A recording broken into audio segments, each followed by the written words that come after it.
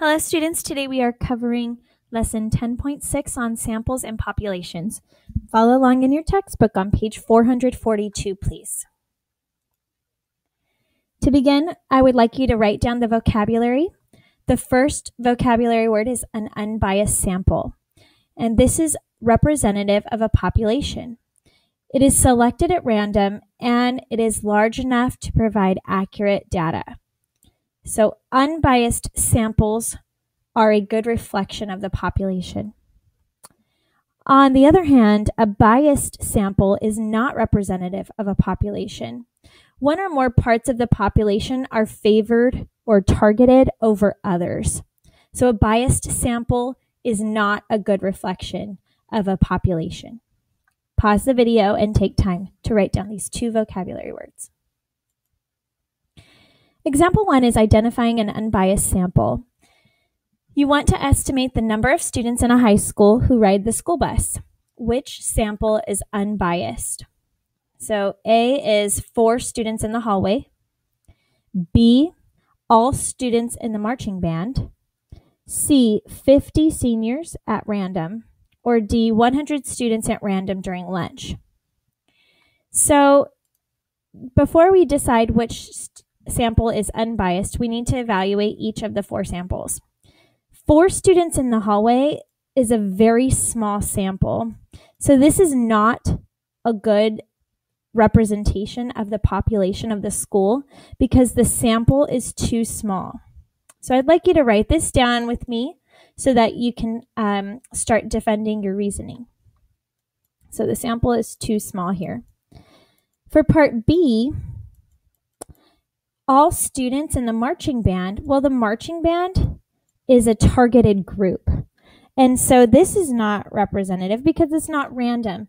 The group is too specific, and maybe students who are in marching band tend to ride the bus more. So this is a targeted group, which is biased.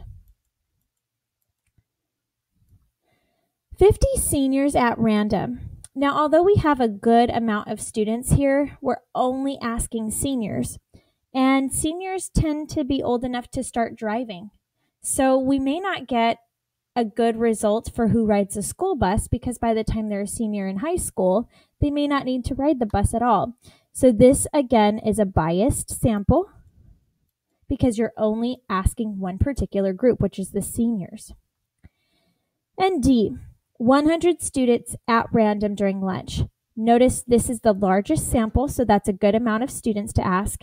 And it is all random, all grades, no students in a particular group. So this sample is unbiased.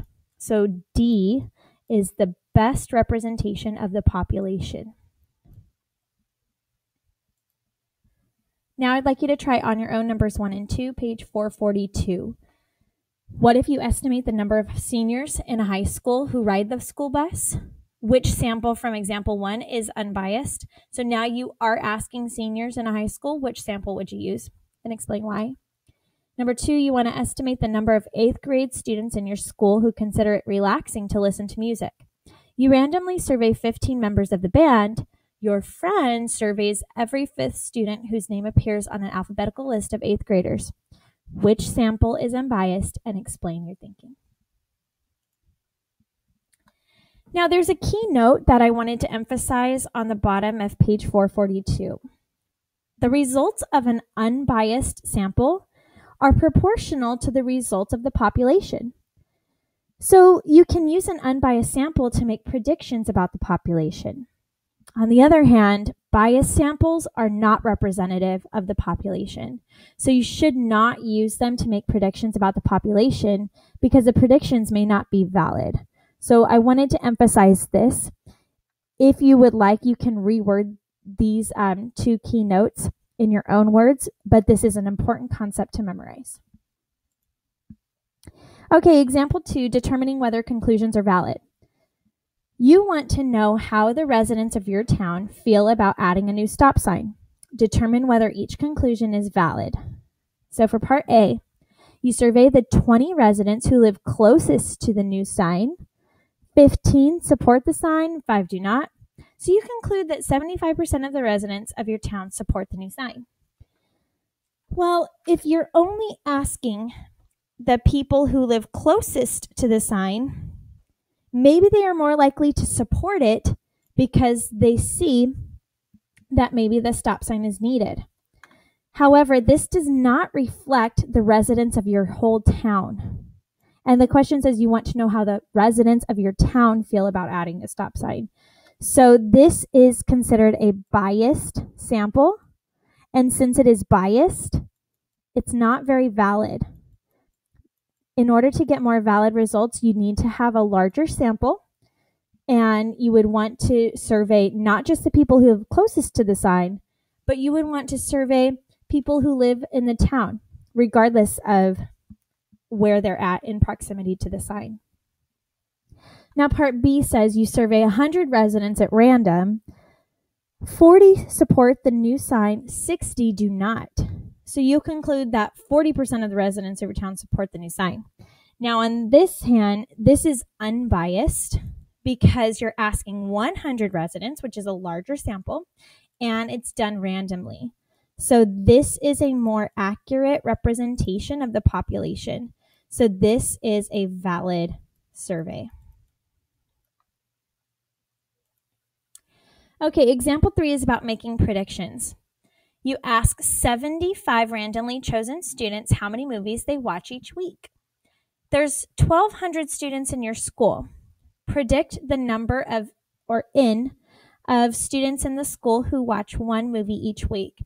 So looking at the pie chart here, you have 30 students who watch 0 movies, 21 students who watch 1 movie, and 24 students who watch 2 or more movies per week. And this is out of 75 students. The question is asking how many students watch 1 movie each week. So looking at this survey here, 1 movie is 21 students out of 75. This is the total that we sampled. This is the part that watch 1 movie. We want to use this and think proportionally about the number of students that watch 1 movie out of the whole entire school, out of 1,200.